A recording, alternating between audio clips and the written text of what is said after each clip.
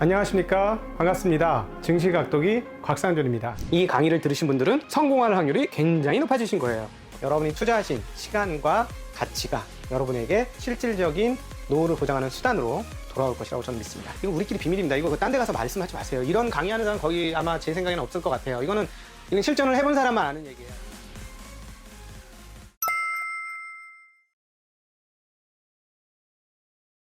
이게 약간 국지적인 얘기라서 이걸 여쭤보는 게 맞을지 모르겠는데, 야, 이번 9월달 그 수치 나온 것 중에 깜짝 놀라게 하는 수치, 8월달 수치도 그렇습니다만 전기차 중국에서의 판매량이 정말 너무 놀랐어요. 너무 많더라고요, 숫자가. 이게 이 상태로 진행이 되면 아니 뭐 5년 안에 세상이 다 뒤집어질 것 같은 느낌이 들 정도로. 얼마였죠? 그 9월달 전기차 생산 대수가 27만 대인가요? 200만 대 거의 가까이 되죠. 27만 대 20만 대. 네, 월로만 네, 27만 대. 월로. 예. 그러니까 이걸 연환산 쳐보면 300만 대가 훨씬 넘어요. 이런 식으로 추세로 간다면. 근데 그것도 성장률이 190%가 나오니까 그러면 뭐 200만 대가 아니고 500만 대까지도 내년도면 늘 수 있다는 얘기인데, 중국은 아무리 작은 전기차만을 판다고 할지라도 대수는 그게 많이 팔렸으니까.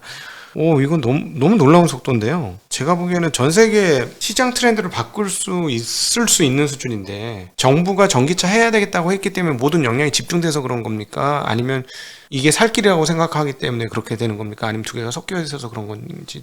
수요가 견인했다고 생각을 해요. 정부 정책이 물론 있었지만 네. 기본적으로 그 대체하려는 수요가 중국 내에서 강했다고 생각을 첫 번째 하고 있고, 기본적인 연료차라든지 이런 쪽에 대한 어떤 시각들이 젊은 층을 중심으로, 또 중국의 3, 4선 도시 같은 기존의 이제 SUV나 새로운 로컬차에 대한 수요들이 있었던 그 젊은 층들이, 그게 이제 4, 5년 전의 얘기였고, 최근에 교체 수요들이 들어오면서 그들의 침투율은 대부분 기존의 완성차가 아니라 전기차 쪽에서 많이 적용이 됐다고 판단을 좀 하고 있기 때문에, 물론 밑밥이라는 거는 중국 정부가 깔았죠. 보조금도 어느 정도는 있고, 사실 가격 전략이나 이런 것들도 다양한 메이커들이 생기면서 중국에 이제 예전에 이제 중국에 자동차 저희가 팔 때는 보통 1, 2선 도시에 파는 쪽으로 생각을 했었잖아요.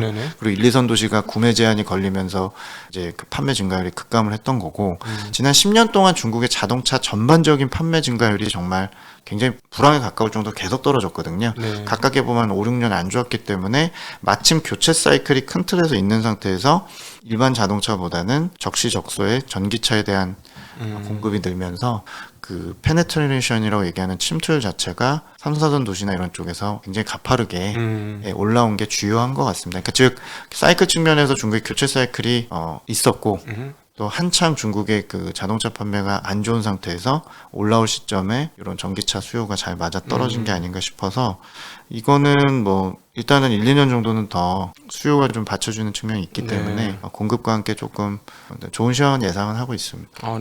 이게 제가 한번 중국에 재작년에 이 코로나 터지기 전에 갔다가 조금 작은 지방 도시였는데 조금 놀랬던 게, 오토바이 스쿠터가 그렇게 많은데 다 전기 스쿠터더라고요. 네, 그거는 옛날부터 그랬습니다. 전기로. 그러면은 궁금한 게, 얘네가 전기 인프라가 그렇게 잘 되어 있는 건가요? 지금 충전소나 이런 걸로 봤을 때 지금 전기차에 맞출 정도의 수요는 좀 더 보강이 필요하고요. 예전에 그냥 배터리 베이스나 이런 일반적인 그 로우엔드 저부가 가치는 원래부터 이제 시장이 좀 있었고, 왜냐면 자전거 대체를 그런 오토바이나 이런 것들이 했었기 때문에 그거랑 별도로 충전소는 지금 매달 40에서 50% 증가로 늘고는 있는데, 침투율 늘어나는 이제 상승 속도 대비해서는 아직 못 쫓아가고 있기 때문에 내년에 중국의 신형 인프라 투자 중에서 한 축이 이 전기차 충전소나 저장소나 뭐 이런 것들이 중요한 한 축으로 보고 있습니다. 그러면은 얘네가 그 전기로 따지면은 가격도 상당히 싼 데가 많았잖아요. 그래서 폴리실리콘 같은 것도 꽤 싸게 만들었었고, 그러니까 우리나라보다도 전기세가 더 싼 거, 전기료가 더 싼 지역이 많은가 보죠. 정말 훨씬 싸죠. 그렇습니까? 그게 이제 최근에 올라가기 때문에 저희는 주목을 하자는 거지만, 어쨌건 지난 10년 동안 상당히 낮게 유지했고, 원래도 절대 가격도 쌌고 추세 자체도 내려왔고요.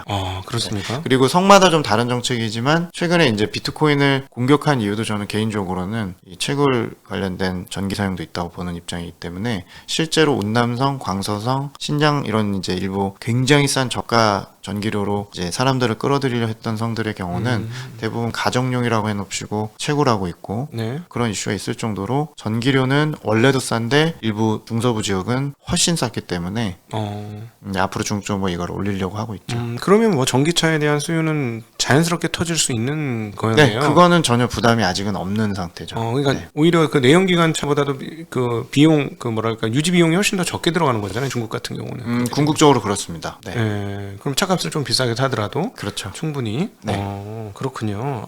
우리나라보다 얼마나 싸요 전기세가? 전기세가요? 제가 뭐 공업용, 가게용 뭐 이런 것까지는 정확히 모르는데 제가 이제 2000년대 초에 있을 때만 해도 뭐 그때는 10분의 1 수준이었었을 거고. 한국에? 네. 지금은 5분의 1 정도에서 3분의 1 정도로 저는 알고 있습니다. 와. 네, 그러니까 공업용인 경우에는 또 일부 혜택 산업들의 경우나 그러니까 예를 들면 태양광이 전형적으로 지금은 이제 아니지만 예전의 경우는 그 따초나 이런 업체들이 좋았던 이유가 그냥 거기 가서 발전소를 짓게 하거나 네. 서부 쪽으로 가게 되면은 전기료 자체가 이제 동부 연안 지역 대비해서 또 3분의 1 이상 싸기 네. 때문에 네. 엄청난 메리트가 있었던 거죠. 이제는 반대로 이제 생산 제한을 걸고는 있지만 네. 네, 그래서 저는 전기료로 이제 말씀하신 부장님이 얘기하신 그 어떤 전기초에서는 좋은 입지가 되는 거고 반대로 또 전기료가 지금 올라가고 있기 때문에 이 공업용에서 싸게 조달했던 애들에게는 이제 좀 끔찍한 또 결과로 앞으로 올 수 있는 그 전기료 문제가 굉장히 저는 내년에 중요한 화두라고 생각을 갖고 있습니다. 폴리실리콘 같은 경우는 그래서 최근에 뭐 한국에 관련 폴리실리콘 회사가 좀 오르긴 합니다만 타격을 상당히 많이 받겠네요. 이 전기를 많이 쓰는 거기 때문에 전기로 쓰는 철강 업체들도 그렇고 그렇게 되면 맞습니다. 그러니까 이런 것 같아요. 그냥 신재생으로 니네가 전환 안 하면 그냥 수시로 이렇게 셧다운 강제 성전 제한 당하거나 아니면 전기를 올릴 거니까 네. 니네는 이래나 저러나 Q가 떨어지든 P가 올라가든 니네는 손해야라고 지금 몰고 있기 때문에 네. 앞으로 3년 동안 그 업체들이 신규 투자가 되는 애들은 생존하는 거고 나머지 애들은 굉장히 좀 어려워지겠죠. 네. 지금 그 최근에 시진핑이 그 풍력 발전으로 100기가와트시 네, 사막이나 이런 지역에 또 예. 설치 얘기를 했었죠. 네. 신재생에 대한 욕구들은 굉장히 뭐 강한가 봐요. 중국도. 그러니까 지금 에너지 구조 전환이니까, 그러니까 저는 기본적으로 중국적으로 최근에 하는 이 모든 올해 뭐 전기 대란 이런 것들의 원인이 결국에 석탄의 의존도를 낮추고 네. 탈탄소를 하려는 거니까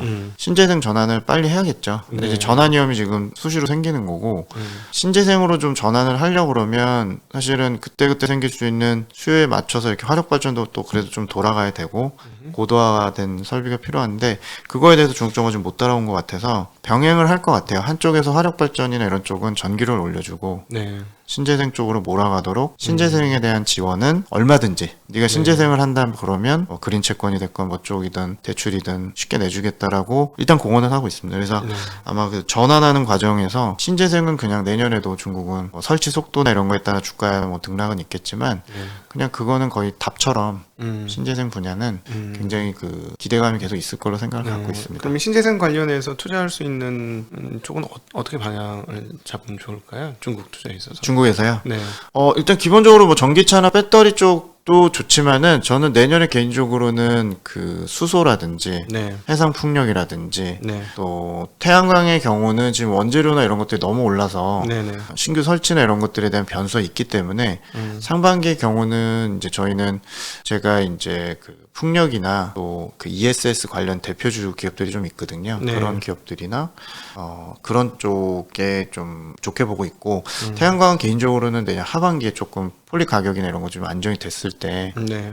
좋지 않겠나 보고 있습니다. 그리고 개인적으로 뭐 내년에 신재생 관련된 그런 약간 성장주 비슷한 에너지 관련 성장주들 이런 쪽에서는 기회가 계속 있을 걸로 좀 보고 있습니다. 최근에 조금 제가 그 시클리컬이라고 얘기하는 경기 민감주나 이런 애들이 장기적으로 에너지 가격이 오르고 중국이 그 쇼티지 문제가 계속 있겠지만 좀 과도하게 이제 좀 오른 측면이 있기 때문에 약간 그 테크나 신재생 쪽에 이런 말씀드린 그런 분야들을 상반기에 여전히 조금 더 주목을 하고 있는 그런 생각입니다. 그러면 이제 그 우리 한국 분들이 제일 많이 투자했던 소위 말하는 그 미국의 빅테크를 카피한 투자라고도 볼 수 있죠.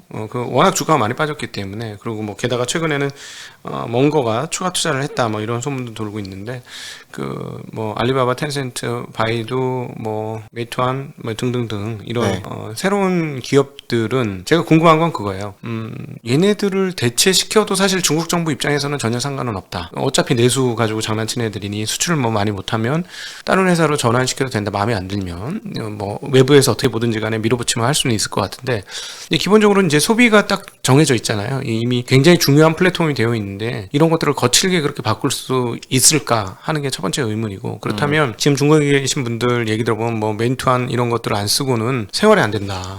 그런데 그렇게 강력하게 침투해 있잖아요. 침투율이 굉장히 높은 상황이고 그다음에 알리익스프레스나 이런 것들도 굉장히 많은 사람들이 쓰고 있어서 광고제나 이럴 때 보면 뭐 징동도 마찬가지지만 엄청난 수준의 그 매출을 올리잖아요. 그러면 이런 기업들에 대해서는 주가 많이 빠졌으니까 일정 수준 더 지나면 괜찮아진다. 아니면 여전히 정책 당국에 의해서 짓눌림을 당하면서 추가적으로 더 어려워질 수 있다. 아직 끝이 아니다. 이렇게 보시는 게 맞을 것 어떻게 생각하시는지? 그러니까 제 개인적으로 빅테크에 대해나 플랫폼에 대한 생각은 지금 중국 정부 규제 때문에 본업이 바뀌거나 이게 뭐 거의 환골탈태해야 돼서 이 주식을 포기해야 되는 정도 수준의 경우는 핀테크 분야나 이런 특정 분야라고 보고요. 말씀하신 대로 뭐 개인들 생활과 밀접하게 관계가 돼 있고 규제 방향성 얘네 죽이고자 해서 소비자들 불편하겠다는 건 아니기 때문에 기본적으로 이제 틀을 만들어 놨고 올해 내년의 경우는 규제를 더 강화하기보다는 그 틀 안에서 하려는 거죠. 예를 들면 지금 앱 간에 서로 이제 이동이 가능해지거나 이제 반독점하는 것들에 대해서 이제 진행한 거고 저는 이제 내년의 싸움은 뭐냐면 기업 망할 걱정이나 뭐 이 업체 완전히 뭐 MS 완전히 바뀌어버리고 엔트그룹까지 되는 거 아니냐 그런 걱정은 이제 안 하셔도 되는데 기본적으로 이제 저희가 그런 거죠. PR은 많이 내려와 있는데 저희가 이제 EPS 자체가 광고 수익이 됐건 전자상 거래가 됐건 얘가 수익성이 이제 그럼 앱 간의 경쟁이 이제 서로 이제 문이 열린 건데 뭐 예를 들어 뭐 광고 쪽이나 앱 쪽이나 텐센트처럼 게임하는 애들 이런 애들은 이제 앞으로 변수 좀 있잖아요. 그래서 수익성에 대해서 확인을 좀 필요할 뿐이지 뭐 지금 주가에서 사실은 내 진짜 길게 보고 하신다 그러면 뭘 사도 상관없으실 것 같아요. 저 개인적으로는. 근데 중요한 건 주가라는 게 결국에 애널리스트들이 이제 추정치를 올리고 얘가 이 각각의 사업 부문들이 그러면 증가율이 나올 거냐 그거에 대해서는 또 다른 문제 같아서 그렇죠. 그래서 저희가 이제 예측하건대 1분기 정도면 베이스 효과나 여러 가지 때문에 중국의 그 이런 빅테크 기업들의 전반적인 이익 증가율은 턴어라운드를 하게 됩니다. 그러면 이번 4분기의 경우는 매집을 하셔도 되는 상황이라고 보고 특히 11월에 관군제가 있기 때문에 여러 가지 플랫폼 업체들 중에서 전자생 거래에 좀 특화된 기업들의 경우는 그냥 단기적으로 보더라도 알리바바든 핀토토든 JD.com이든 그러니까 그런 선택은 좀 하셔야 될 것 같아요. 내가 옛날처럼 BAT가 장악하던 앞선 1등 플랫폼을 먹을 거냐 아니면 1등들이 자꾸 지금 풍파를 맞으니 후발업체 중심으로 나는 전략을 세워서 각 분야별로 뭐 바이오테크든 헬스케어 무슨 원격 의료든 전자상거래든 각각 1등 기업만 2등 기업이나 3등 후발주자만 고르려고 하시면 그렇게 하시면 되는데 전체적으로 저는 주가는 바닥에 왔다고 보는데 올라가는 속도는 좀 차별화될 수 있기 때문에 4분기는 전자상거래 위주로 내년 1분기는 전체적으로 게임이나 광고 수익 그런 복합적으로 텐센트 같은 문어발식으로 했던 애들이 올라오는 시점으로 좀 보고는 있고요. 저는 그래도 내년에 아주 뭐 탄력적인 상승을 연간으로 하긴 좀 어려울 거라고 보고 있는 게 여전히 생태가 좀 바뀌었기 때문에 그 적응 기간이 여전히 내년까지는 이어진다 정도로 보는 거고요. 여기서 더 하락하는 쪽으로 보진 않습니다. 그래서 그 선택의 영역으로 좀 남아있는 것 같아요. 저는 이제 투자자 입장으로서 봤을 때 딱 한 가지가 걸려요. 뭐냐면 뭐 이제 시장 점유율 자체가 깨질 거는 뭐 크게 없을 것 같고 뭐 서로 나눠 먹게 하니까 정 안 되면 빅테크 기업들 다 사도 된다. 그런 소비 관련 빅테크 기업들은 그런 생각도 드는데 이번에 텐센트도 그렇고 기부금을 내더라고요. 이 공동부유 관련해서 기부금을 내는데 이 공동부유는 어떤 뭐라 그럴까 일종의 그 방향성 나라의 방향성을 결정을 한 거죠. 정책 당국에서 그러니까 공산당에서 우린 이렇게 갈 거야라고 결정을 했기 때문에 이건 단기 시각이 아니고 5년 10년짜리 플랜이 이제 진행이 되는 건데 우리나라 뭐 5개년 계획 10개년 계획처럼 그게 시작된 건데 이렇게 이제 기부를 받는 일들이 정기적으로 일어나게 되면 기업들의 이익률이 캡이 씌워진 거잖아요. 그러니까 꽤 많은 돈을 기부하더라고요. 작은 돈이 아니고 그러면 이게 계속적으로 일어날 것인지 이건 뭐 하게 뭐 누가 정확하게 대답해 줄 수 있겠습니까만은 이 부분들은 어떻게 전개될 거라고 하실까요? 그게 이제 저희도 복잡한데 그냥 저는 카카오랑 비슷한 것 같은데요. 네. 카카오도 네. 사회환원이나 문어발식 네네. 상권 이런 것들 얘기했잖아요. 저는 그냥 그 일종의 기부금이 뭐 매년 낼 수도 있고 어떻게 할지는 공동부유 전략에 따라 좀 달라질 수는 있는데 네. 긴 그림에서 보면은 그냥 일종의 사회적인 캐펙스라고 보고요. 네, 그 정도 자릿세 내듯이 그거 하는 부분이고 비경상적인 비영업 부분이라고 보고 있기 때문에 네네. 영업 부분이 저는 지금 가격대에서는 더 중요하다고 생각합니다. 제가 한참 비쌀 때 이런 이슈가 나왔으면 네. 그거는 여러 가지 변수가 되는데 네. 지금같이 상대적으로 PER 관점에서 주가 내려온 상태에서 지금 벌어지는 이 캐펙스와 유사한 네. 그런 것들은 저는 일단 글로벌리 다 비슷비슷하게 이제 어떤 세금을 내던 디지털세가 됐건 우리나라도 뭐 이렇게 카카오에서 내는 그런 어떤 기부금 같은 형태가 네. 좀 다르지만 보이는 것들이 그래도 결국엔 그런 어떤 사회 지원금 이런 것들이 비슷할 것 같아요. 모든 플랫폼 빅테크 기업들이. 네. 그래서 그거는 미국에서 고르시든 카카오를 고르시든 중국에서 그걸 고르시든 간에 저는 똑같은 문제를 보고 이름만 다르다고 보는 거고 그러면 고르셨으면 중국 내에서는 당연히 중국 자체적인 사업성을 보셔야겠죠. 네네. 네, 그래서 그때는 저는 공동부유는 장기적인 이슈고 네. 예, 빅테크를 고르셨다면 그거에 대해서는 너무 그렇게 크게 공포를 가지실 필요는 없다. 지금 주가가 시계열상으로는 그렇고 근데 저희가 일반적으로 PEG 같은 걸 보는 이유가 EPS 자체보다는 EPS 그로스 증가율 같은 걸 볼 때 네. 그 증가율이 나올 만큼 중국이 이제 텐센트가 그럼 다시 돈을 벌 수 있느냐. 네네. 투자 수익이 그래도 해외에서 있는 애니까 여전히 해외에서 돈은 잘 번다. 투자했던 회사 많고 네. 영내에서는 투자 못하지만 그렇게 보신다면 믿고 그러면 텐센트 하시면 되는 거예요. 그래서 네. 저는 그런 어떤 중국만의 그런 문제들은 주가에 지금 이미 다 스며들어 있기 때문에 네. 이제는 정말로 기업마다 수익성이나 앞으로의 추정치를 좀 믿으실 거냐의 차이 정도고 네. 개인적으로는 4Q, 1Q에 중국, 홍콩 시장이 좀 더 아웃퍼폼할 걸로 보고 있기 때문에 네. 일단은 크게 부담 없이 들어가실 수 있는 상황이 아닌가 생각 갖고 있습니다. 네, 아유 감사합니다. 오늘 뭐 너무 정말 또 치즈 같은 시간이었어요. 우유로 해석이 안 되는 치즈같이 꽉꽉 채워진 농축된 예, 그런 시간이었다는 정말 생각이 듭니다. 혹시 우리 시청자분들이나 투자자분들을 위해서 하시고 싶으신 말씀이 있으시다면? 그냥 하나인데요. 네. 중국에 대해서 지금 보시는 것들이 뭐 헝다, 반독점법, 산업규제, 부동산 리스크, 전력 대란, 이제 국내 뉴스도 보셔야 되고 홍콩 뉴스도 보셔야 되고 미국 뉴스도 다 보시고 해야 되는데 저는 그냥 균형적으로 중국이 하는 얘기 반 그리고 홍콩이나 미국 쪽에서 얘기하는 중국 얘기 반 보시면서 네. 지금 느끼시는 언론에서 중국에 대해서 보통 엄청 난리가 날 때 보면 그때가 중국은 전체적으로 결과물이었고 네. 악재의 정점일 가능성이 굉장히 높기 때문에 네. 반대 방향으로 이제 주식을 하신다면 반대 방향으로 해결 요인들을 좀 보시면서 접근하시면 중국 주식 투자나 국내 주식 투자는 도움이 되지 않을까라는 생각을 갖고 있습니다. 네, 아유, 저도 뭐 동일한 생각이고 항상 곡소리가 나는 때 투자자의 눈은 반짝거려야 된다라는 생각이거든요. 그래서 저도 개인적으로 일부러 아예 그냥 우리 시청자분들이 참고하시라고 빅테크 빠질 때 너무 많이 빠지더라고요. 그래서 저 샀습니다라고 물론 약간 물렸어요. 너무 일찍 사서.